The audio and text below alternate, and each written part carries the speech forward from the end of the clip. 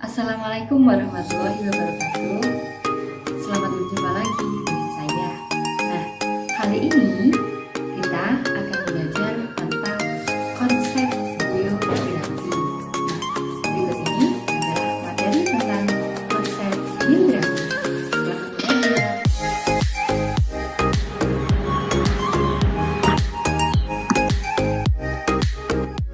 Geografi.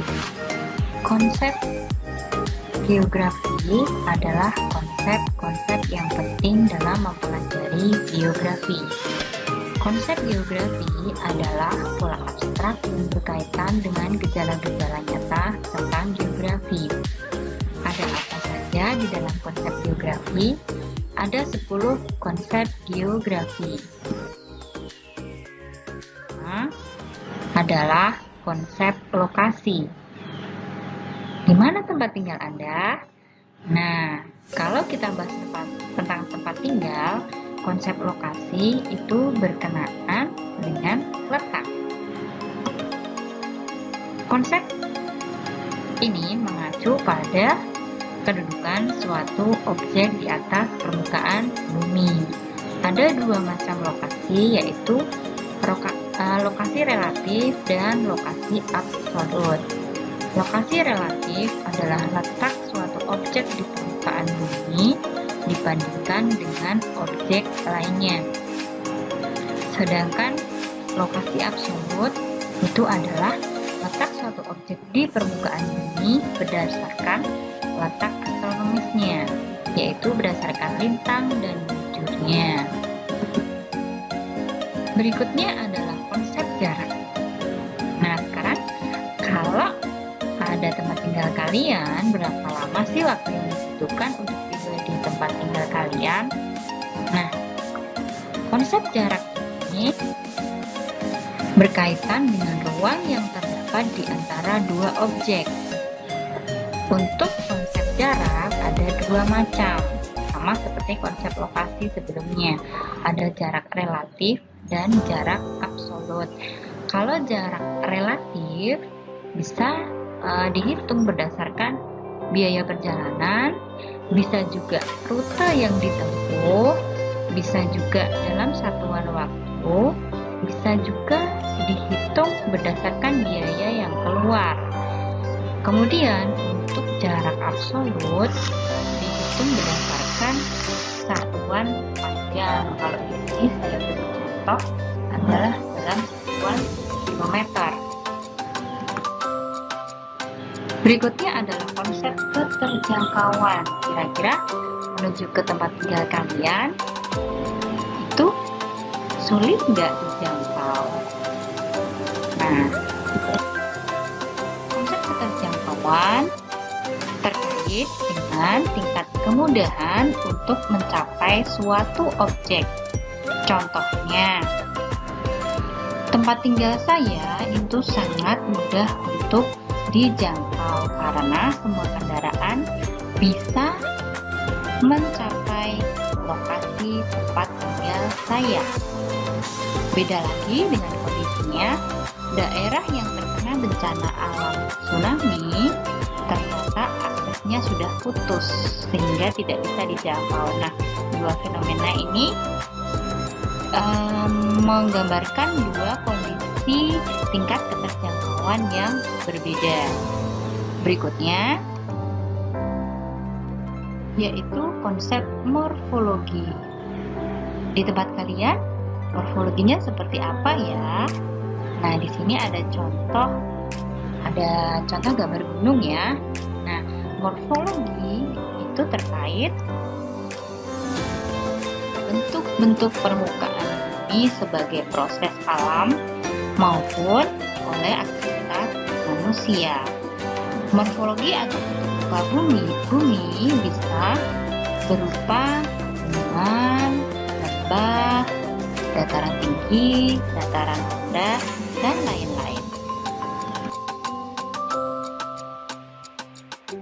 Interaksi dan interdependensi.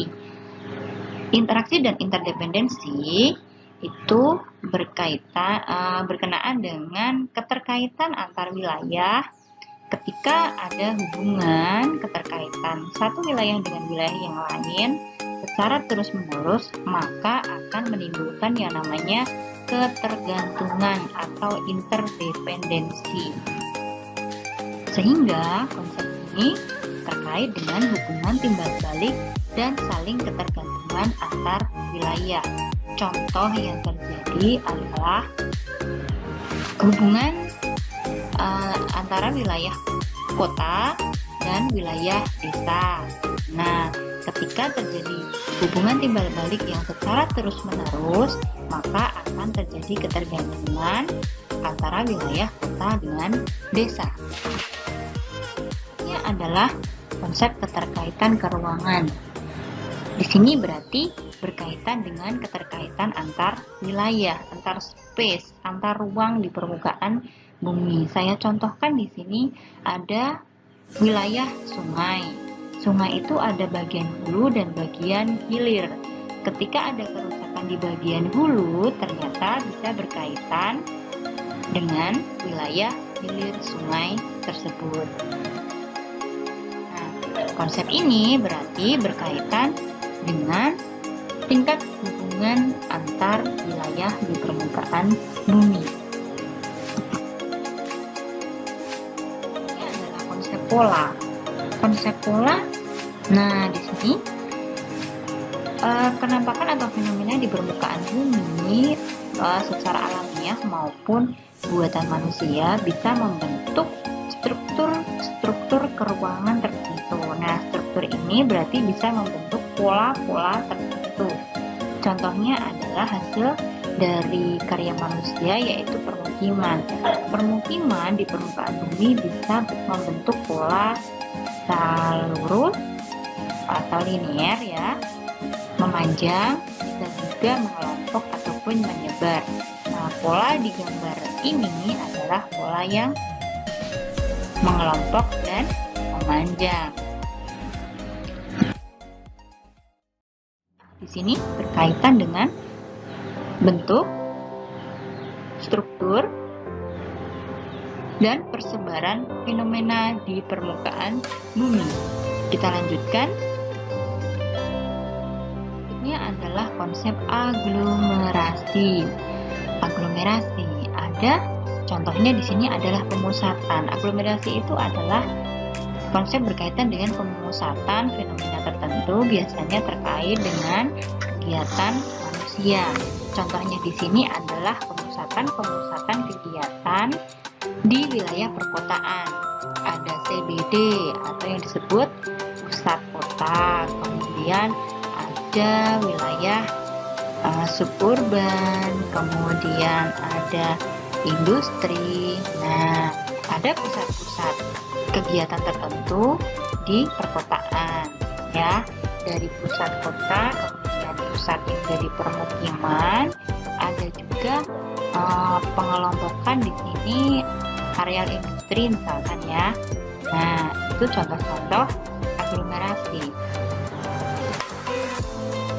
Jadi, aglomerasi itu terkait dengan kecenderungan mengelompokkan fenomena pada suatu wilayah. Contoh yang lain misalkan di kota yang dekat dengan kita seperti kota Pekalongan. Nah, itu ada misalkan kampung Arab. Nah, itu ada satu fenomena pengelompokan orang-orang Arab, permukimannya ada di situ. Misalkan di wilayah yang lain ada kampung Jawa, kampung Ambon. Nah, berarti itu adalah contoh pengelompokan yang lainnya. Bisa dipahami ya? Lanjut, berikutnya adalah konsep nilai kegunaan. Berarti kaitannya adalah nilai guna pada suatu wilayah, karena setiap wilayah itu pasti punya nilai kegunaannya masing-masing sesuai dengan potensi yang dimiliki. Kalau di sini saya beri contoh, wilayah Borobudur berarti mempunyai nilai guna untuk wilayah pariwisata cagar budaya, karena di sana ada potensi peninggalan cagar budaya.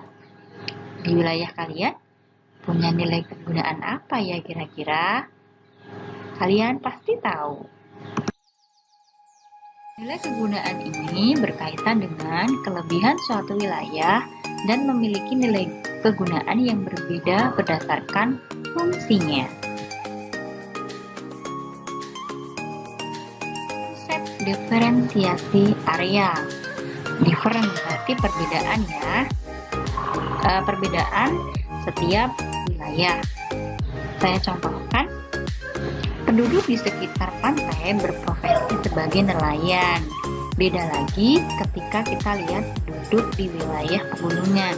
Kemungkinan mereka lebih banyak berprofesi sebagai petani karena lahan pertanian yang cukup banyak. Konsep diferensiasi area berkaitan dengan karakteristik yang khas dari suatu wilayah. Artinya diasumsikan setiap wilayah itu punya ciri khasnya tersendiri yang menjadi karakteristik wilayah tersebut dan berbeda dengan wilayah yang lain.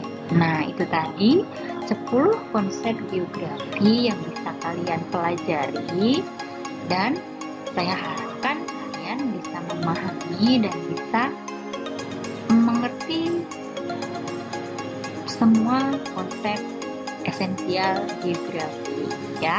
Nah, untuk mempermudah kalian menghafal 10 konsep geografi, kalian bisa menggunakan istilah ini. Jaket polo keke diminte agni. Apa itu artinya? Di sana mengandung 10 konsep geografi, yaitu dari jarak, keterjangkauan, pola, lokasi, keterkaitan keruangan, diferensiasi area, morfologi, interaksi dan interdependensi, aglomerasi, sampai dengan nilai kegunaan. Ingat-ingat ya anak-anak ya. Jaket polo keke diminte agni. Demikian tadi materi tentang konsep geografi. Semoga